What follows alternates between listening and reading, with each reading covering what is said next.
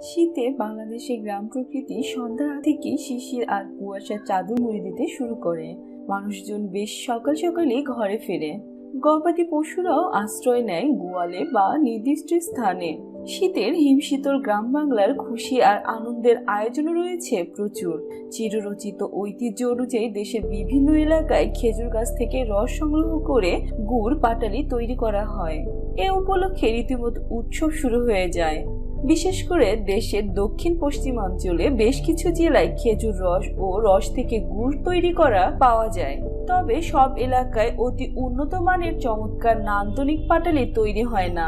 অনেক ধৈর্য, শ্রম আর যত্ন সহকারে এই বিশেষ সুস্বাদু আর শৈল্পিক পাটালি তৈরি করেন পাটালির কারিগর তথা শিল্পীরা। শুধু গুড় পাটালি, পিঠে পুলি, ক্ষীর পায়েস আর মোয়া নয়, হরেক রকম তরকারি, শাকসবজিও রয়েছে বাড়িতে বাড়িতে, খেতে পালানে। শীতকালের এসব দৃশ্য দেখলে মনে হয় শাকসবজি অতি অফুরন্ত সম্ভারে যেন ঋতুর বিশেষ উপহার।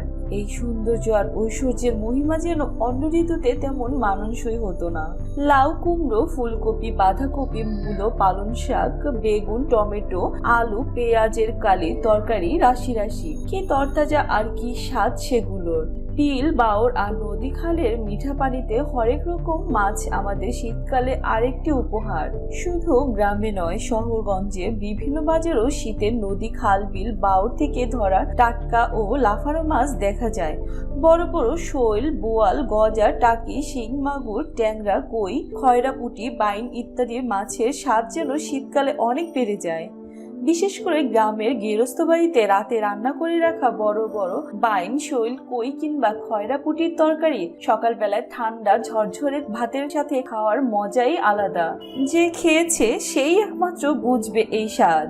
অগ্রহায়ণ মাসে সীমিত আকারে আমন ধান কাটা হয়। পৌষের শুরুতে ধান কাটা পুরোদমে শুরু হয়ে যায় গায়ের মাঠে মাঠে।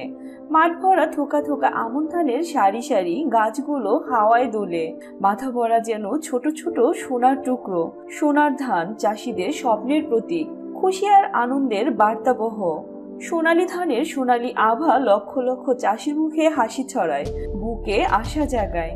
তাই তো মাঠ জুড়ে ধান কাটার ব্যস্ততা, যেন আগামী দিনের নতুন স্বপ্ন পূরণের মহোৎসব। সেই ধানে ভরে ওঠে কৃষকের গোলা, আউরি, ডোল।